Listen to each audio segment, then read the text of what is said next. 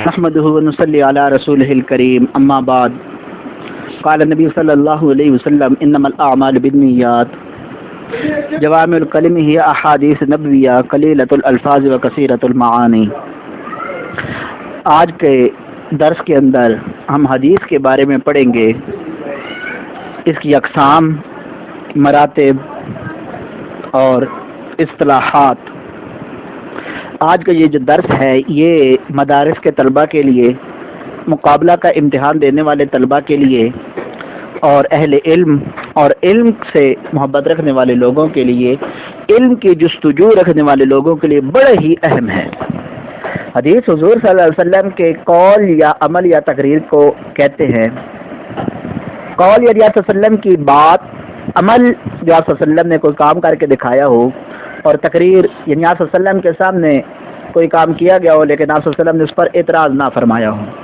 تو حدیث کی جو مشہور قسمیں ہیں ان میں سے پہلی ہے مرفوع، یعنی جس میں آپ صلی اللہ علیہ وسلم کے قول کا یا عمل کا ذکر ہو تو اسے مرفوع حدیث کہتے ہیں۔ موقوف حدیث جس میں کسی صحابی کے قول یا عمل کا ذکر ہو اسے موقوف حدیث کہتے ہیں، یعنی اور اس کے بعد مقطوع جس میں کسی تابعی کے قول کا ذکر ہو اسے مقطوع حدیث کہتے ہیں۔ مرفوع حدیث میں یاد رکھنے والی بات ہے کہ مرفوع میں سلسلہ اسناد حضور صلی اللہ علیہ وسلم تک جاتا ہے، موقوف میں صحابی تک، اور مقطوع کے اندر تابعی تک۔ اب صحابی کون ہوتا ہے؟ جو ایمان کی حالت میں حضور صلی اللہ علیہ وسلم کو دیکھ کے اسے صحابی کہتے ہیں۔ اگر اس نے ایمان کی حالت میں حضور صلی اللہ علیہ وسلم کو نہیں دیکھا، کفر کی حالت میں دیکھا ہے تو اسے صحابی نہیں کہیں گے۔ اب اس میں اگر کوئی ایسا آدمی جس نے حضور صلی اللہ علیہ وسلم کو کفر کی حالت میں دیکھا، غیر ایمان کی حالت میں، اور آپ صلی اللہ علیہ وسلم پھر دنیا سے تشریف لے جانے کے بعد وہ ایمان لایا تو اسے صحابی نہیں کہیں گے بلکہ وہ تابعی ہوگا۔ کیوں؟ اس نے ایمان کی حالت میں حضور کو نہیں دیکھا تھا۔ اور تابعی کسے کہتے ہیں؟ جس نے صحابی کو دیکھا ہو۔ اور پھر ہے تبع تابعین، یعنی جنہوں نے تابعین کو دیکھا ہو۔ متصل حدیث جس میں سلسلہ اسناد مکمل ہو، یعنی کوئی راوی ساقط نہ ہو، نہ مجہول الحال ہو، تو اسے متصل حدیث کہتے ہیں، جس کا سلسلہ متصل ہو۔ حدیث مرسل جس کا راوی کوئی تابعی ہو لیکن اس صحابی کا ذکر نہ کرے جس نے حضور صلی اللہ علیہ وسلم سے روایت کی تھی، یعنی کہ تابعی روایت بیان کر رہا ہے لیکن صحابی کا ذکر نہیں کر رہا، تو اسے کیا کہتے ہیں؟ حدیث مرسل کہتے ہیں۔ اس کے بعد صحیح حدیث جس کے تمام راوی عادل ہوں، سند متصل ہو، اور کسی دیگر صحیح حدیث سے متصادم بھی نہ ہو، ایسی حدیث کو ہم حدیث صحیح کہتے ہیں۔ اس کے احکام لاگو ہوں گے۔ اور پھر ہے متواتر جس کے راوی اتنے زیادہ ہوں ہر دور میں کہ کذب پر ان کا اجتماع محال نظر آئے۔ ایک بڑی قوم کا اتنے زیادہ لوگوں کا کسی بات پر متفق ہو جانا، کسی مسئلے پر اجتہاد کرنا، متفق ہو جانا، کہ ان لوگوں کو اگر وہ ان میں سے کوئی چاہے بھی صحیح کہ کذب اس میں داخل کرے تو کذب کا احتمال بھی نہ ہو۔ اس کے بعد ہے 7ویں نمبر پر ہے حدیث ضعیف جس میں صحیح کی شرائط موجود نہ ہو۔ حدیث ضعیف کون سی ہوتی ہے؟ جو صحیح حدیث کے مترادف ہو، متضاد ہو، یعنی اس کی ضد میں ہو، یعنی اس کے راوی بھی عادل نہ ہو، سند متصل نہ ہو، کسی دیگر حدیث کے متصادم بھی ہوتی ہو، تو اسے کیا کہیں گے؟ اسے حدیث ضعیف کہیں گے۔ اس کے بعد ہے حسن، یعنی کہ صحیح اور ضعیف کے جو بین ہے، جو درمیان میں آئے، یعنی کہ اس میں کچھ نہ کچھ شرائط پائی جائیں لیکن کچھ نہ پائی جائیں، تو اسے کیا کہتے ہیں؟ حدیث حسن کہتے ہیں۔ اس کے بعد ہے موضوع جس کا راوی کاذب یا مشتبہ ہو، اس پہ شبہ کیا جا سکے، جس کا راوی جھوٹا ہو، تو مطلب یہ ہے کہ اس نے حدیث کے معاملے میں بھی کذب ہی اختیار کیا ہوگا، تو اس کو ہم کاذب کہیں گے۔ منکر موضوع حدیث ہو گئی۔ اس کے بعد ہے منکر جس کا مضمون صحیح یا حسن سے متصادم ہو، اس کے خلاف ہو۔ 12ویں نمبر پر ہے حدیث شاذ جس کے راوی تو ثقہ ہوں لیکن کسی ایسی حدیث سے ٹکرا رہی ہو جس کے راوی ثقہ تر ہوں۔ اب راوی ثقہ ہیں لیکن کہ کوئی اور حدیث ہے جس کے راوی ثقہ تر ہے تو اس میں حکم اور ہے، پھر اس ہم کیا کہیں گے؟ راوی تو اس کی بھی ثقہ ہے، اس لیے اس کو ہم شاذ کہیں گے۔ اس کے بعد 13ویں نمبر پر ہے معلل، جس میں صحت کی تمام شرائط موجود ہوں لیکن ساتھ ہی کوئی ایسا عیب بھی ہو جسے صرف ماہرین فن ہی دیکھ سکے، یعنی کہ اس کے اندر صحت کی تمام شرائط موجود ہیں لیکن کوئی عیب چھوٹا ایسا ہو جو ہر آدمی تو نہ دیکھ سکے، لیکن جو ماہرین فن ہیں، جو حدیث کے اندر مہارت رکھتے ہیں، ان کو محسوس ہو کہ اس کے اندر یہ عیب ہے۔ اور اس کے بعد 14ویں نمبر پر ہے حدیث غریب، جس کے سلسلہ اسناد میں کوئی راوی رہ گیا ہو، یعنی اس کی سند بیان کرتے ہوئے یعنی فلاں نے فلاں سے سنی، اس نے فلاں سے، تو درمیان سے کوئی راوی رہ جائے تو اس کو کیا کہیں گے؟ اس کو حدیث غریب کہیں گے۔ 15ویں نمبر پر ہے حدیث مستفیض، اس کے دو نام ہیں، حدیث مستفیض اور اس کو مشہور بھی کہتے ہیں۔ جس کے 3 راوی یعنی ان کی تعداد 3 سے کم نہ ہو، کم سے کم 3 ہو یا 3 سے زیادہ، تو اسے حدیث مشہور کہتے ہیں۔ اس کے اندر ان کی تعداد کے اندر اختلافات بہرحال موجود ہیں۔ اس کے بعد ہے 16ویں نمبر پر ہے امالی، یعنی وہ حدیثیں جو شیوخ اپنے شاگردوں کو املا کروائیں، لکھوائیں۔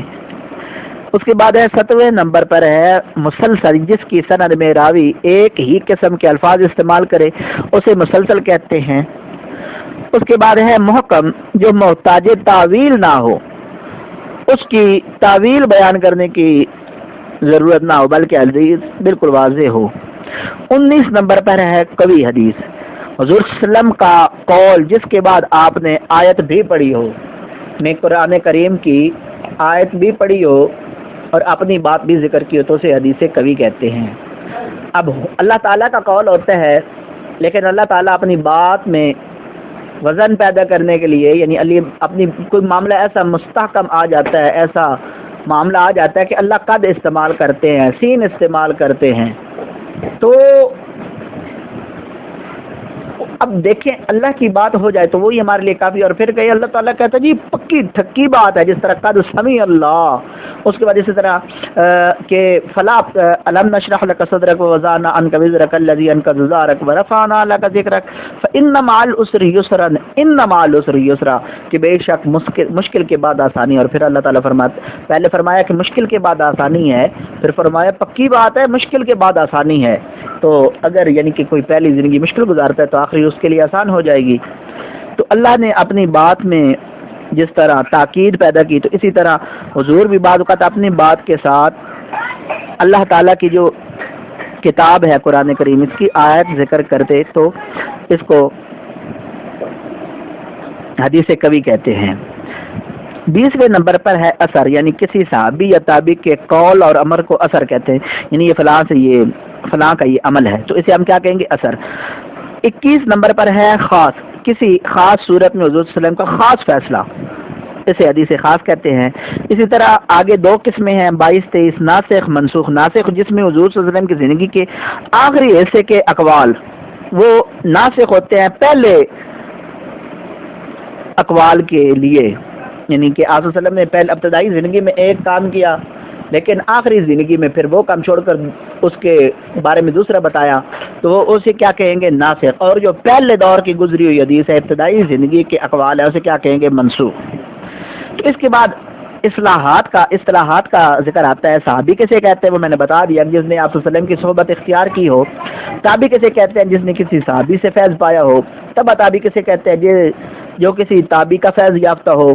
امام کسے کہتے ہیں؟ وہ عالم جو حدیث، فقہ، تفسیر اور دیگر علوم اسلامیہ میں یکساں مہارت رکھتا ہو، تو اسے کیا کہیں گے؟ امام۔ اور پھر آگے حدیث کو یاد کرنے والے لوگوں کا ذکر ہے، تو وہ ہے حافظ کسے کہتے ہیں؟ جسے 1,00,000 حدیث یاد ہوں زبانی، اسے کیا کہتے ہیں؟ حافظ کہتے ہیں۔ اس کے بعد حجت، یعنی جیسے حجت کسے کہتے ہیں؟ جی جسے کم سے کم 3,00,000 احادیث یاد ہوں۔ اور اس سے اوپر درجہ ہے حاکم کا، جسے تمام حدیث اسناد سمیت یاد ہوں۔ حاکم کسے کہتا ہے؟ جسے تمام احادیث سند سمیت یاد ہوں۔ اور اس کے بعد ہے تعدیل، کسی راوی کے اوصاف بیان کرنا، اس کی صفت بیان کرنا، اسے کیا کہتے ہیں؟ عدل، تعدیل۔ اور اس کے بعد ہے جرح، یعنی کسی راوی کے عیب بیان کرنا کہ اس کے اندر فلاں عیب ہے، اسے کیا کہتے ہیں؟ جرح کہتے ہیں۔ اس کے بعد ہے جامع، ٹھیک ہے، یعنی کہ کتابوں کی اب اقسام ہیں، تو ان کی میں تفصیل جو ہے وہ بعد میں بیان کروں گا، ابھی ان کے نام الجامع ہے، اس کے بعد سند ہے، مسند ہے، معجم ہے، جز ہے، اور 40 وحدانیات و اشاریات۔ موٹی موٹی بات اس میں، یعنی جس میں زندگی کے تمام مسائل، یعنی ایمان، عقائد، فرائض خمسہ، جہاد، معاملات، اخلاق، بشارت، فتن، علامات قیامت، مناقب وغیرہ اور قیامت پر حدیث موجود ہوں، جس طرح صحیح بخاری ہے، صحیح مسلم ہے، ترمذی شریف ہے، تو اسے کیا کہتے ہیں؟ جامع۔ جامع البخاری، جامع المسلم، جامع الترمذی۔ سنن کیسے کہتے ہیں؟ جس میں ترتیب احادیث ابواب فقہ کے مطابق ہوں، جیسے ابو داود، ابن ماجہ وغیرہ۔ اب ان میں کیا ہے کہ ان کی ترتیب جو ہے وہ فقہ کے احادیث کی جو ترتیب ہے وہ فقہ کے ابواب کے مطابق ہے۔ مسند کیسے کہتے ہیں؟ جس میں ہر صحابی کی حدیث ہو ترتیب کے ساتھ ہجا کی ترتیب کے ساتھ یکجا کی گئی ہو، جیسے مسند احمد اور مسند دارمی وغیرہ۔ اسی طرح معجم، جس میں حدیث کا اندراج شیوخ کے لحاظ سے ہو، یعنی ہر استاد سے سنی ہوئی حدیث الگ الگ درج ہو اور شیوخ کا ذکر ترتیب کے ساتھ حجاب میں ہو۔ اور جز کیسے کہتے ہیں؟ جس میں صرف ایک مسئلہ یا موضوع، مثلا صبر، شکر، ذکر وغیرہ بیان کیا گیا ہو۔ اور 40 کیسے کہتے ہیں؟ جس میں 40 احادیث ہوں، تو یہ جو مجموعہ ہے یہ تقریباً 100 کے قریب ہیں۔ وحدانیات کیا کیسے کہتے ہیں؟ یہ انشاءاللہ بعد میں آئیں گے۔ اللہ سے دعا ہے کہ اللہ تعالیٰ یہ جو باتیں ہیں، بڑی علمی باتیں، ان کو سمجھنے کی توفیق عطا فرمائے۔ وما علینا الا البلاغ المبین۔